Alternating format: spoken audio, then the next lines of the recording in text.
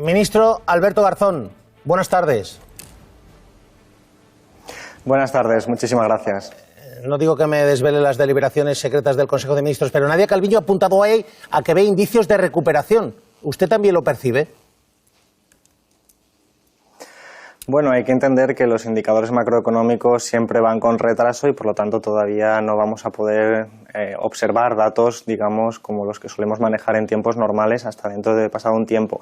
Pero hay otra serie de indicadores, digamos, de consumo rápido que son mucho más inmediatos, como puede ser el uso de las tarjetas de crédito, una información proporcionada por el sistema financiero que explica algo que todos estamos viendo a nuestro alrededor y que es de sentido común. Se está reactivando la actividad productiva y por lo tanto pues hay un incremento pues de las actividades propias como es el consumo y la producción. Naturalmente todavía estamos a expensas de que el proceso de desescalada pues finalice y de ver cuáles son la magnitud y el tipo de ayudas europeas, porque ahora mismo para poder salir del bache enorme en el que estamos como consecuencia de las medidas sanitarias que tuvimos que aprobar en marzo y en los meses posteriores, pues hace falta un estímulo fiscal de enorme magnitud y eso es lo que se está discutiendo ahora mismo en la Unión Europea. Permítame un minuto porque nos llega información además de hace tan solo unos segundos. Fondo Monetario Internacional, previsiones evidentemente no son buenas. Josué Coello, ¿qué están diciendo? Sí, las ha empeorado para España, dice el Fondo Monetario Internacional en sus previsiones que acaba de publicar, que el PIB en 2020 español caerá un 12,8%, es bastante más de lo que preveía hace 2 meses para España. Dice que rebotaremos cerca de un 6% en 2021, pero para este 2020 una caída del 12,8% del PIB. ¿Cómo lo ve, ministro? Bueno, es normal que la magnitud sea muy elevada, es muy difícil acertar en la estimación y esto siempre pasa en economía, pero más aún en tiempos tan inciertos como los actuales en los que otras variables como el comportamiento de la crisis sanitaria puede influir. Lo que está claro es que estamos ante una caída descomunal de la actividad, no solo en nuestro país, sino en el conjunto de la economía mundo y que hace falta una respuesta para que efectivamente esta recuperación de la actividad económica que se empezará a visualizar en datos macroeconómicos después del verano, en el tercer y cuarto trimestre, pues pueda ser de una cuantía suficiente como para que esto pues pueda quedar en el pasado lo antes posible, pero nadie puede negar que el impacto económico es brutal y que la situación es extraordinaria y eso es la razón por la que evidentemente el debate sobre la medida de respuesta macroeconómica de la Unión Europea es tan importante para ver cómo somos capaces de salir de esta situación y entrar en una senda de crecimiento que nos permita pues continuar con nuestros proyectos de gobierno. Ahora, es verdad que es una situación complicadísima Es verdad que ya es un reto en sí mismo que haya un gobierno de coalición, porque es la primera experiencia de nuestra historia. Es un reto, además, siendo de izquierdas, pero ya sabe usted que la izquierda tiene tendencia a matarse entre ella. Pero es que, además, el reto del golpe económico que es profundísimo. Ayer, no sé cómo ha analizado el dato de Oxfam Intermón, va a haber 700.000 pobres más. Sí, es desgraciadamente normal, porque cualquier crisis económica por defecto se ceba siempre entre los más desfavorecidos. Por eso este gobierno, dentro de todos sus retos que efectivamente teníamos antes de la pandemia y que se multiplican ahora con la situación económica, pues tuvimos muy claro que lo primero que había que hacer era desplegar un escudo social para proteger a las familias trabajadoras y a las personas más vulnerables. El esfuerzo fiscal que ha acompañado a ese escudo social es extraordinario. Los ERTEs, que es una socialización de nóminas, el ingreso mínimo vital, una serie de propuestas de todos los ministerios pues encaminadas a la protección pues de los salarios en las familias, de evitar que las empresas quiebren, de todos los sectores. Todo eso es un esfuerzo ingente que naturalmente tiene un efecto macroeconómico pues en las cuentas públicas y esto está sucediendo en todos los países. Es verdad que la diferencia de nuestro país es que ese acento de izquierdas, ese acento de gobierno de coalición se nota de forma extraordinaria.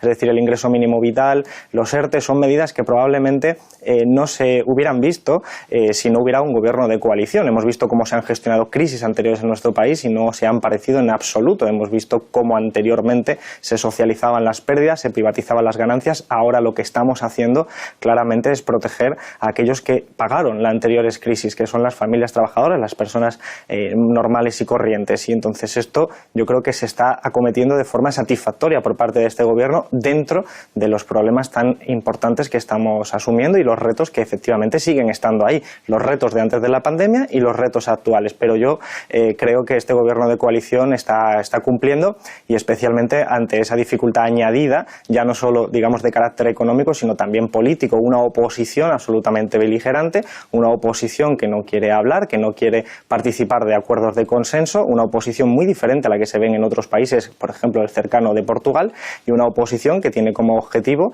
pues la rentabilidad política del corto plazo de derribar a un gobierno, aunque saben perfectamente que eso perjudica a nuestro país en el medio y en el largo plazo. Pero es verdad que también el gobierno ha cometido errores, es lógico que también haya una, digamos, actitud crítica, una oposición crítica del Partido Popular. Es más, no sé si le ha sorprendido, no sé si hoy ha estado en el Congreso, no sé si ha notado un tono diferente. ¿No se descarta que mañana el PP vote a favor del decreto de nueva normalidad, ministro? Es normal que nosotros hayamos cometido errores. Estamos hablando de una crisis económica derivada de las medidas de confinamiento y medidas necesarias para atajar una crisis sanitaria derivada a su vez de un virus que es nuevo, que la comunidad científica todavía no sabe la totalidad de la información que supone ese virus. O sea, hay muchas cosas que desconocemos, que la comunidad científica desconoce, y por lo tanto nosotros, que hemos sido un gobierno y somos un gobierno que nos regimos por ese criterio, el criterio científico, porque nos parece el más confiable, nos parece el más adecuado, pues naturalmente lo hacemos en un entorno de incertidumbre, no de certezas perfectas, y por lo tanto las decisiones políticas que tomamos siempre tienen pues eso, un elemento que puede ser de error, y asumamos los errores como un elemento normal, que además nos pueden y nos deben criticar la oposición. Pero yo creo que hay un salto cualitativo entre criticar determinados errores que se hayan podido cometer por parte del gobierno y utilizar una escenificación profundamente peligrosa que intenta convertir a un gobierno legítimo en un gobierno ilegítimo, que intenta utilizar conceptos como gobierno criminal, que intenta utilizar cosas que ya se usaban antes, desgraciadamente, recordemos a Albert Rivera y su concepto de la banda, para deslegitimar un gobierno democrático. Y eso es muy peligroso porque es una caricaturización del adversario, una deshumanización del adversario político que lleva y cala en la sociedad una idea de que todo vale contra este gobierno, y eso lo que acentúa pues son evidentemente excesos verbales. Esto no se está viendo en otros gobiernos. En otros gobiernos europeos se está viendo críticas, se está viendo muchos elementos naturales del debate democrático, pero salvo en aquellos lugares como en Francia, donde hay una extrema derecha fuerte, no se está viendo lo que ocurre en España, y es de esperar que la extrema derecha española hiciera lo propio que se espera de una extrema derecha, es decir, ser ultra y hacer este tipo de comentarios. Pero lo que no era normal es que un partido como el Partido Popular, que ha gobernado este país, se sumara a esa estrategia de acoso y derribo contra el gobierno. Ojalá rectifiquen, yo no lo sé, no tengo muy claro cuáles son la actitud, yo voy escuchando los tonos, pero estoy muy acostumbrado a los altibajos en el Partido Popular y no soy capaz de predecir qué va a suceder a continuación. Lo que sí digo es que como ciudadano, como persona comprometida con la transformación de este país, con los retos que tenemos y como miembro del gobierno de coalición, creo que sería deseable que el Partido Popular se democratizara también en sus discursos políticos y participara de los acuerdos globales, desde el disenso y desde la oposición, pero por lo menos normalizando que estamos en una democracia donde bueno, hay un gobierno legítimo y que se le puede criticar en los cauces adecuados. ¿Qué información tiene? Finalmente, las conclusiones, no sé si eran conjuntas PSOE y Unidas Podemos en la Comisión de Reconstrucción. Quiero saber, ¿va a haber, digamos, en esas conclusiones del Gobierno, del PSOE y de Unidas Podemos, apuesta por un impuesto a las grandes fortunas, sí o no? Porque el PSOE, usted sabe que el Gobierno, parte del PSOE, decía no lo vemos, y Unidas Podemos y Confluencias decían sí lo vemos.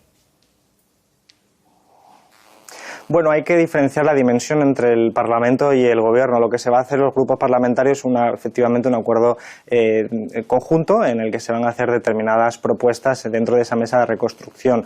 Y el Gobierno, pues naturalmente nosotros tenemos que escuchar todo lo que dice el grupo parlamentario, y algunos estamos solapados, somos también diputados y somos miembros del Gobierno. Pero lo que se refiere a la fiscalidad es muy importante de entender. En este momento y a continuación de la reflexión que venía haciendo, pues estos esfuerzos fiscales que estamos haciendo los países van a elevar el déficit y van a elevar la deuda pública. Por lo tanto, tenemos que ser capaces de ver cómo somos capaces de reactivar la actividad económica, el crecimiento económico, pues viendo cómo afectamos sobre los ingresos y los gastos. Esto es financiación. Yo creo que el Ministerio de Hacienda tiene que tener determinados mecanismos para hacer una reforma fiscal. Ya estaba en el acuerdo de coalición. El impuesto a las grandes fortunas es una opción que nosotros hemos planteado desde el espacio de Unidas Podemos, pero desde luego es una opción más dentro de un pack mucho más amplio. Y en este momento, si me permitís, Antonio, Antonio, la clave desde el punto de vista, digamos, de la magnitud son los fondos europeos. Es decir, los fondos europeos son los que verdaderamente van a marcar la diferencia en términos de financiación con respecto a cualquier posible reforma fiscal. Esos fondos de financiación europeos tienen que servir no solo para compensar las pérdidas en la medida de lo posible de los sectores afectados en nuestro país, sino tienen que servir también para corregir desequilibrios que están instalados en la Unión Europea desde hace mucho tiempo entre el centro y la periferia. Un centro con una gran capacidad industrial, una economía diversificada, una gran orientación a las exportaciones, un gran crecimiento económico en las últimas 2 décadas y, sin embargo, también una periferia que no está en las mismas condiciones. Eso hay que corregirlo, porque una Europa de 2 velocidades es una Europa políticamente insostenible. Para eso, financiación y el impuesto a las grandes fortunas pues es un elemento más dentro de ese mapa y, naturalmente, pues está siempre a discusión y es lo que tendrán que acordar los que están llevando el día a día en el Parlamento. ¿El IVA de los productos sanitarios podrían bajar para los ciudadanos? Bueno, eso es algo que se está discutiendo también y yo no puedo anticiparlo porque es una discusión que se está haciendo entre el Ministerio de Hacienda y el propio Parlamento, ese diálogo natural en un escenario democrático y del que yo no tengo ahora mismo información. ¿Usted sería partidario de que se rebajase el IVA de los productos sanitarios para los ciudadanos?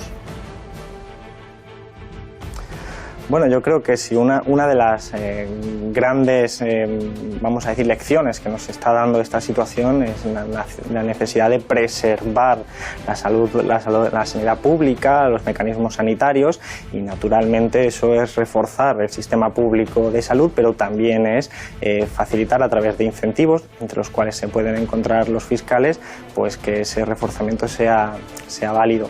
Entonces, yo creo que es una opción atractiva, pero no nos olvidemos de que aquí la clave es financiar el sistema público de salud y eso es en lo que yo creo que es uno de los ejes vertebrales de la Comisión de Reconstrucción.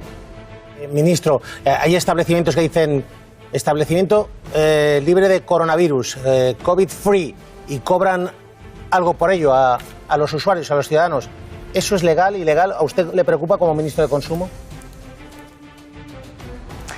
Sí, por supuesto, y hemos estado totalmente atentos y lo estamos haciendo porque hay gente que a veces desde la buena voluntad, otras veces pues no tanto, pues están utilizando esta situación pues para atraer clientes, que es lo lógico en cualquier negocio, pero evidentemente una tasa de esas características no es adecuada, una tasa de esas características no es correcta y por lo tanto al mismo tiempo otra serie de estrategias que se están llevando a cabo en la línea de ese tipo de mensajes de libre de coronavirus pues son falsos, son literalmente falsos. Es un engaño y más allá de su carácter, digamos, de incidencia jurídica, es importante que hagamos pedagogía, igual que le estamos pidiendo a la ciudadanía que seamos responsables y que cumplamos con las medidas de sanidad para evitar rebrotes o que esos rebrotes pues puedan ser controlables, pues al mismo tiempo tenemos que pedir a todos los actores, también a esas empresas, que insisto, lo pueden hacer con mucha buena voluntad, pues que ese tipo de mensajes distorsionan la realidad y pueden llevar a equívocos a mucha gente que pueda disminuir su grado de atención a las medidas de seguridad creyendo erróneamente que está seguro. Y eso no es cierto. Ahora mismo el virus circula por ahí y lo que tenemos que ser es absolutamente responsables en todas las actividades de nuestra vida. Y una de ellas, fundamental, es el consumo que hacemos socializándonos con los demás. Es muy importante que seamos responsables. Ministro, la última. De 0 a 10, nivel de fortaleza de la coalición. Lo digo porque hay importantes sectores de la derecha española, empresariales, mediáticos, políticos, que dicen este gobierno va a caer. Va a caer por lo sanitario, de momento parece que no es así. Decían, va a caer también porque Europa no va a dar los fondos suficientes, parece que tampoco va a ser así. Y el otro día me decía alguien, sí, pero caerá por lo económico porque va a ser una crisis económica muy profunda y eso va a hacer que la coalición salte por los aires. Usted está en el gobierno, está en el Consejo de Ministros. De 0 a 10, ¿cómo ve ahora mismo la fortaleza de la coalición de gobierno?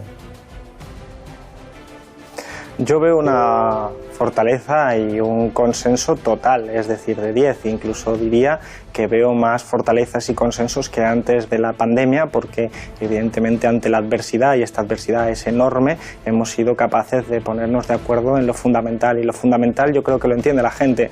A diferencia de otros gobiernos y de otras épocas, ante una crisis económica hemos protegido a nuestra gente, a la gente sencilla, a la gente humilde, con esas medidas económicas de escudo social. Eso se ve, eso lo está notando la ciudadanía y sabe que estamos ante una situación extraordinaria, no solo nacional, sino a nivel internacional, y que este gobierno lo está haciendo razonablemente bien, y lo están comparando con esas épocas pasadas, pero también lo están comparando con otros países que están haciendo una gestión distinta, con resultados también distintos y en este sentido mucho peor.